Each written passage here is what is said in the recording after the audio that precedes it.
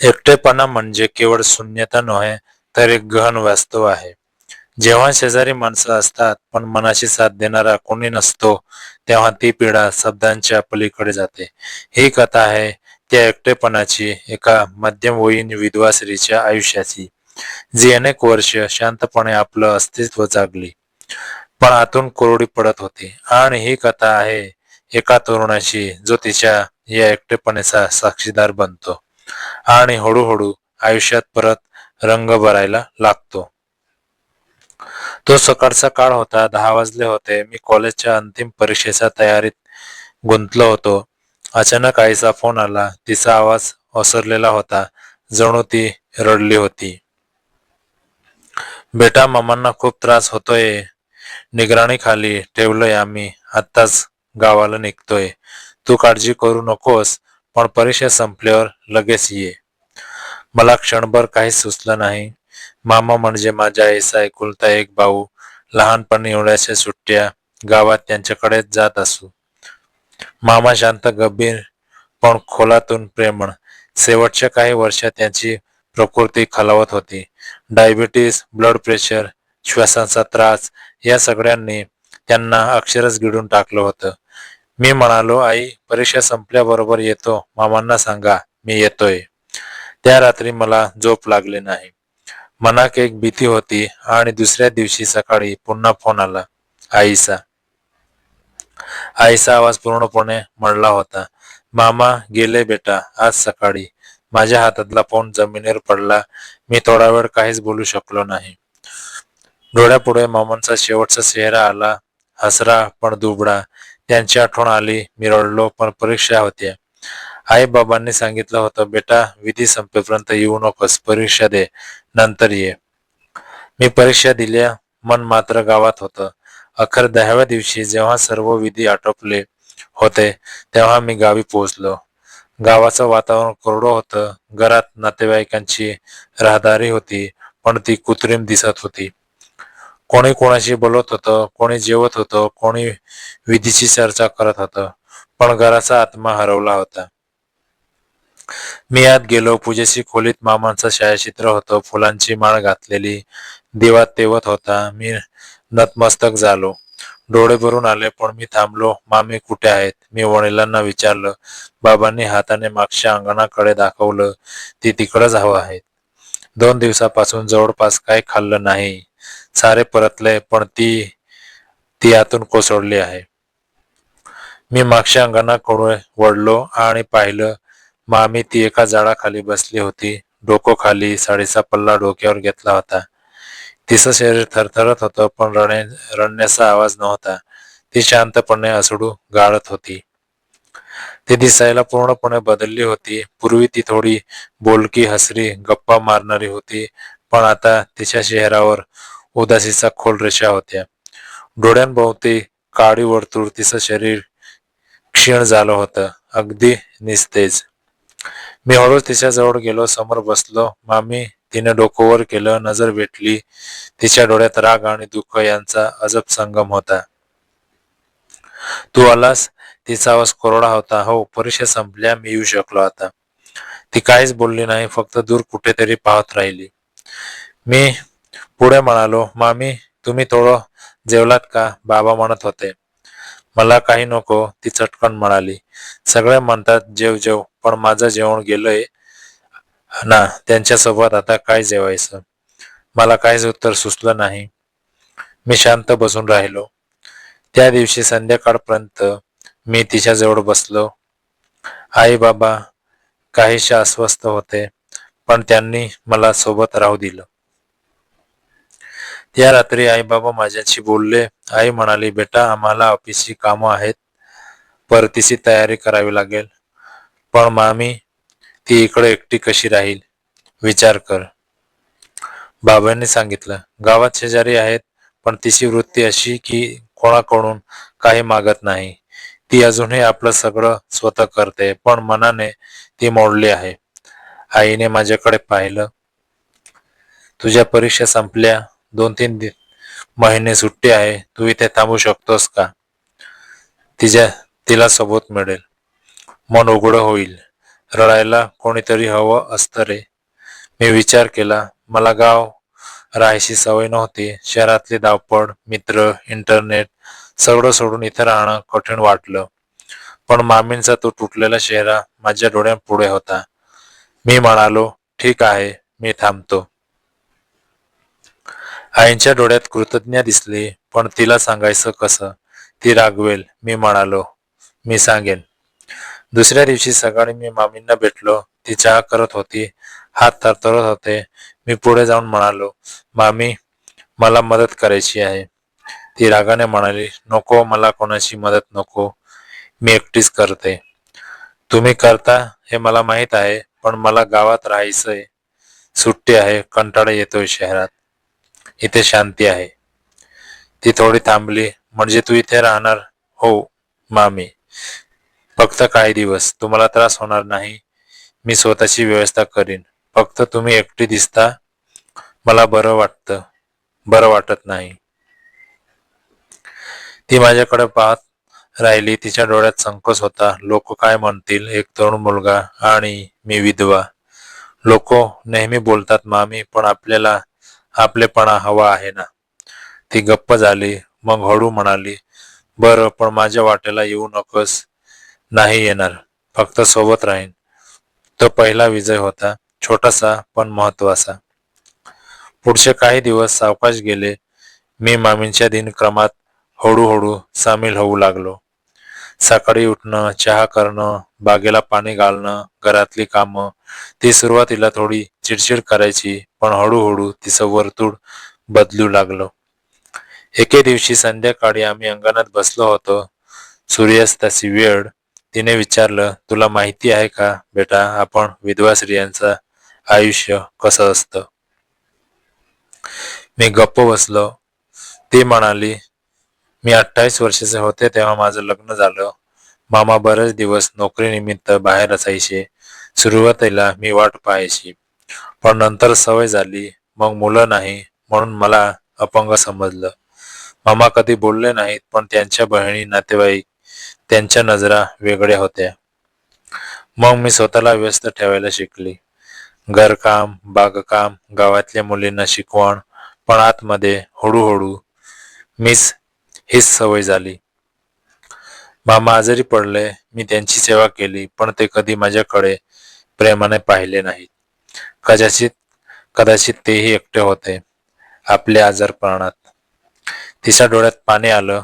आता ते गेले आणि मला स्वतःची ओळखच उरली नाही. मी फक्त मामी होती. आता मी काय आहे? मी तिच्या जवळ सरकलो. हलक्या स्वरात म्हणालो, मामी, तुम्ही खूप काही आहात.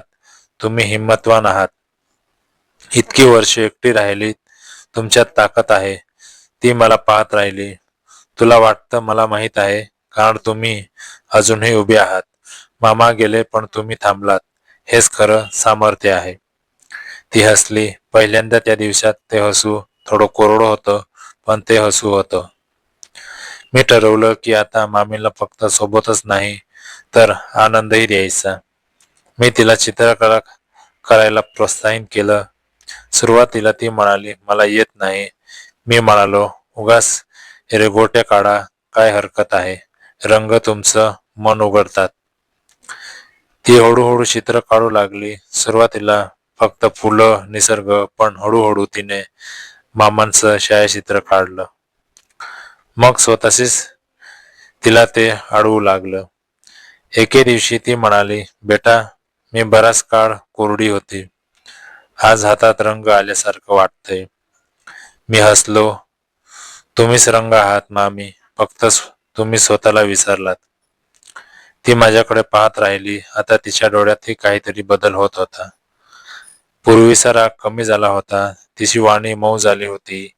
ती आता पूर्वीसारखी दिसू लागली होती.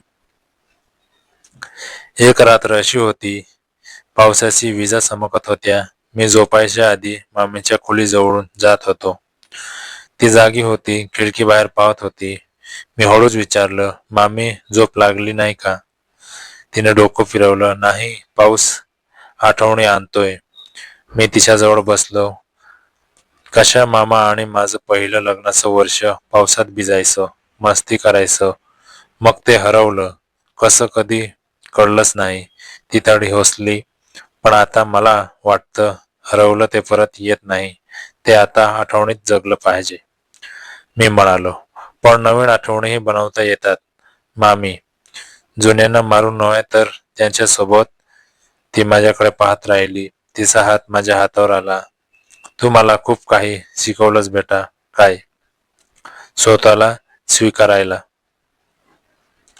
त्या रात्री खूप वेळा गप्पा झाल्या. पावसाचा आवाज, तिचा आवाजातही एक वेगळीच मधुरता.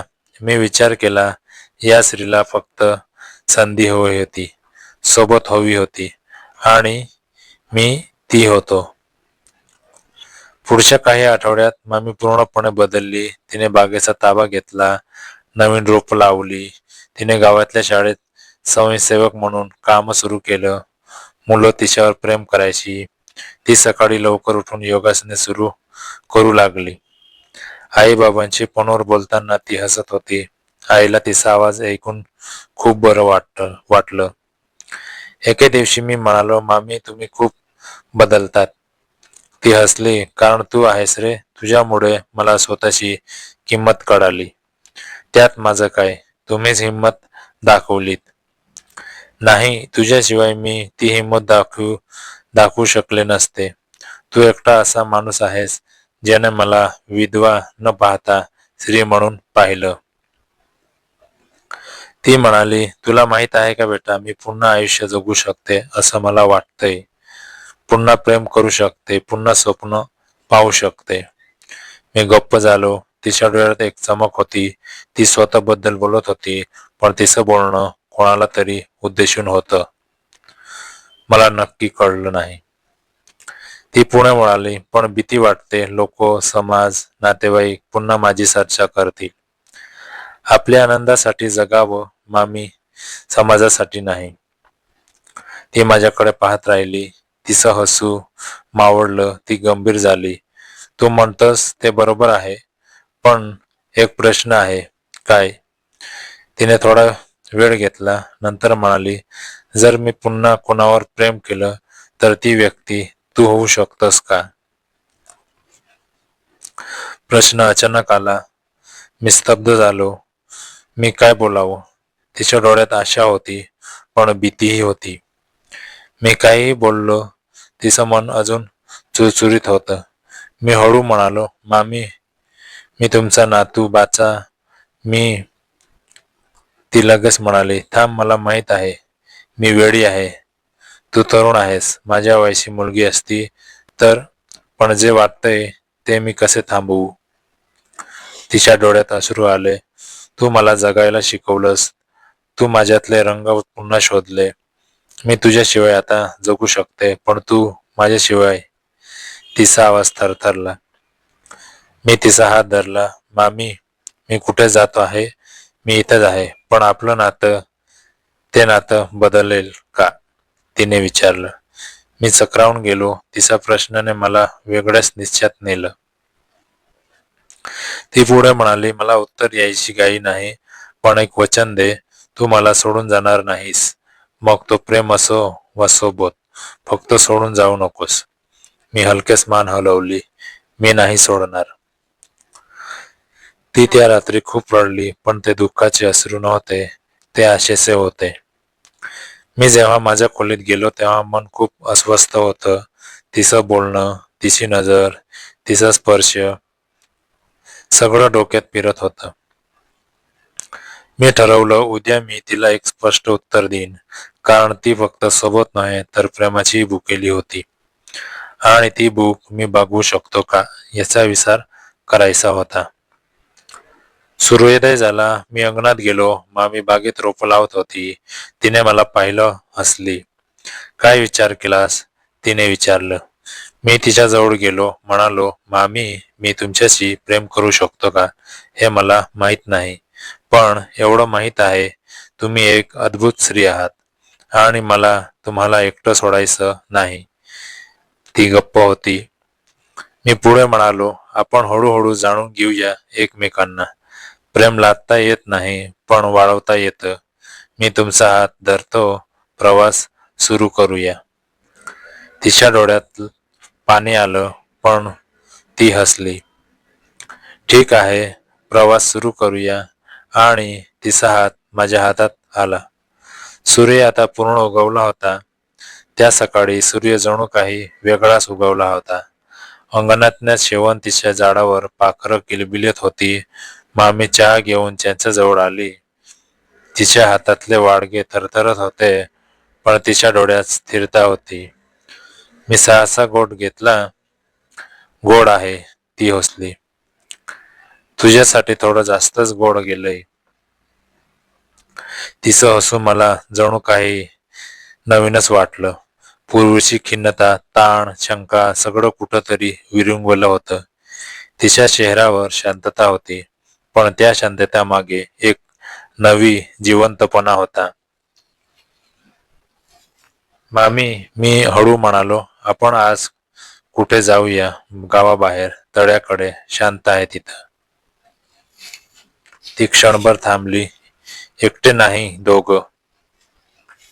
ती माझ्याकडे पाहत राहिली. लोक आपल्याला पाहून काहीतरी बोलतील, पण ते आपलं आयुष्य जगत नाहीत मामी. आपलं आपल्यासाठी आहे. तिने मान खाली घातली, मग मान वर करून म्हणाली, बरं, पण वेळेत परत यायचं. तळ्याकडे जाणारा रस्ता शेतामधून जात होता. हिरवीगार शेतं, सोनेरी फुलं आणि वारा असा होता की मन भरून घ्यावं. मामी चालत होती, अंगावर साधी साडी, पदर डोक्यावर, पण मी तिला मागून पाहत होतो.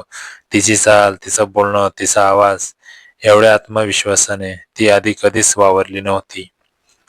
तळ्यासाठी बसलो. पाणी शांत होतं. तिचा हात माझ्या हाताजवळ. बेटा, ती म्हणाली, मला भीती वाटतंय. कशाची? या सगळ्यांची, आनंदाची. कारण मी सवयीनुसार दुःखाला रडत आलो. आनंद कसा स्वीकारा ते मला माहित नाही. मी तिचा हात घेतला. हलका स्पर्श, तसा कसला जसा की स्वीकारतो तसंच. तुम्ही दुःख स्वीकारलं, आता आनंद स्वीकारा. ती माझ्याकडे पाहत राहिली. डोळ्यात पाणी होतं, पण ते आनंदाचं होतं. तुझा हात माझ्या हातात, खरं बरं वाटतंय. मी तिच्याजवळ जरा सरकलो. मामी, तुम्हाला माहित आहे का, मला स्वतःला कळत नाही की मी तुमच्याशी नातं किंवा प्रेम काय करतोय, पण मला तुमच्याजवळ राहायचं आहे. तेही नात्यांच्या पलीकडे. हो. ती हसली, शान. पावसाच्या एका थेंबाप्रमाणे तिचं हसू माझ्या मनावर पडलं. मी तिला भेटलेलो नाही, पण माझं मन तिच्याजवळ होतं. पुढच्या 2 आठवड्यात आमच्या वारंवार वावरावरून गावात बोलू लागले. मामी आणि तिचा बाचा खूप जवळ राहतात. तिला पुन्हा साथ मिळाली. विधवेने असं करायला नको. एके दिवशी मामींची जावई, मामांची बहीण आली. तिने मामीला वेगळं बोलावलं. ताई, काय चाललंय? लोक वेगळंच बोलताय. मामी शांत होती. मी कोणाचं काही बिघडवत नाही. मी फक्त जगते. पण तो तरुण आहे, तुमचा बाचा, इतकी जवळीक बरोबर नाही. मामीने मान वर केली. मी 40शी ओलांडली. माझ्या आयुष्यात फक्त सोबत हवी होती. ती त्याने दिली. मी कोणाचं अस्तित्व हिरावून घेत नाही, फक्त मिळवते. ती खोली बाहेर आली. माझ्याकडे पाहिलं. डोळ्यात अश्रू होते, पण हसू होतं. मी बरोबर बोललो ना? अगदी, तुम्ही खूप बलवान आहात. गावात पावसाची रात्र होती. विजा चमकत होत्या. मी मामींच्या खोलीजवळ बसलो. ती जागी होती. आता ये, ती म्हणाली. मी आत गेलो. ती खिडकीजवळ उभी होती. साडी ओली होती. तिचं केस विस्कटले होते, पण ती सौंदर्याने उजळत होती. मला भीती वाटते बेटा पावसाची. मामा मेले तेव्हापासून. तेव्हाही पाऊस होता. मी तिच्याजवळ गेलो. मागून तिला हलकासा मिठीत घेतलं. ती थरथरली. हे हे मिठी, फक्त मिठी. भीती कमी होईल. ती मागे वळली. माझ्या छातीवर डोकं ठेवलं. तिची मिठी सुरक्षित वाटते. तिचा हात माझ्या हातावर आला. बोटं मिळली. थोडा वेळ तसंच बसलो. विजा चमकत होत्या. पाऊस कोसळत होता, पण त्या क्षणी दोघेही शांत होते. बेटा, तिने हलक्या आवाजात विचारलं, तू माझ्यावर प्रेम करू शकतोस? करतोय. खरं सांगायचं तर आता प्रश्नच उरला नाही.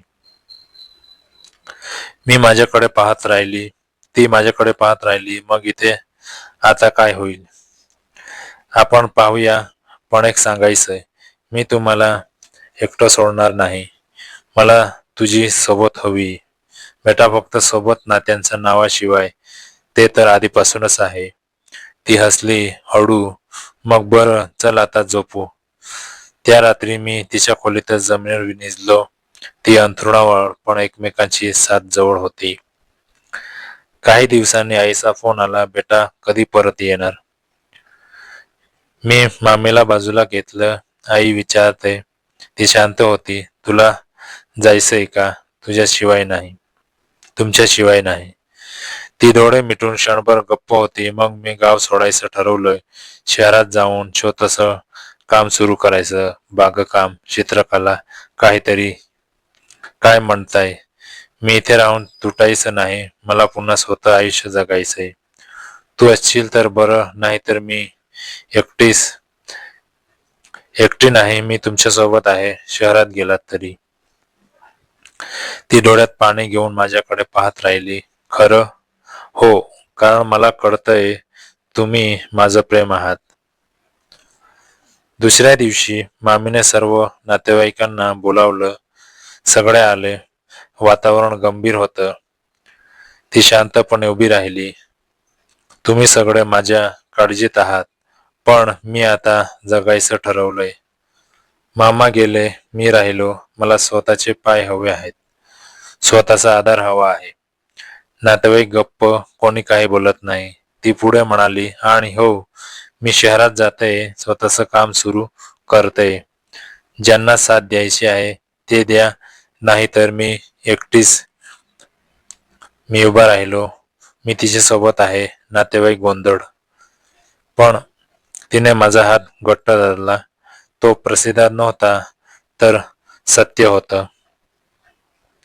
शहरात आलो. मामींनी एक छोटीशी गॅलरी सुरू केली. तिचं चित्र, बागकामातली रोपं, सगळं विकायला. सुरुवातीला खूप अडचणी आल्या, पण ती हारली नाही.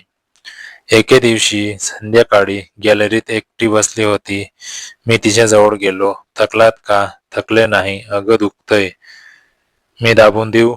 ती हसली हलकं. मी तिच्या खांद्यावर हात ठेवला. हलके दाबले. ती उसासली. बरं वाटतंय. तिचा स्पर्श, तिचा श्वास, तिचं शरीर माझ्या बोटांनी तिच्यात विरघळायचं होतं. पण मी थांबलो. तुला काय वाटतं मामी, मी तुझ्यावर प्रेम करतो?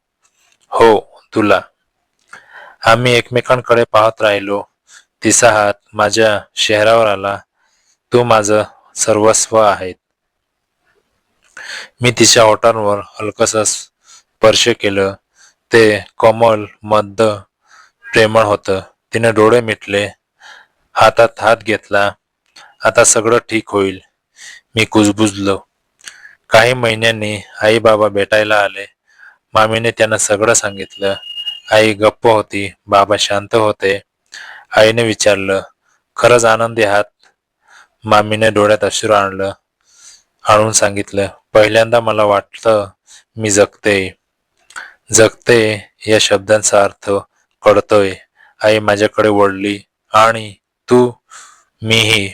आईने मामीला मिठी मारली. मग जगा, खरंच जगा. आमची साथ आहे.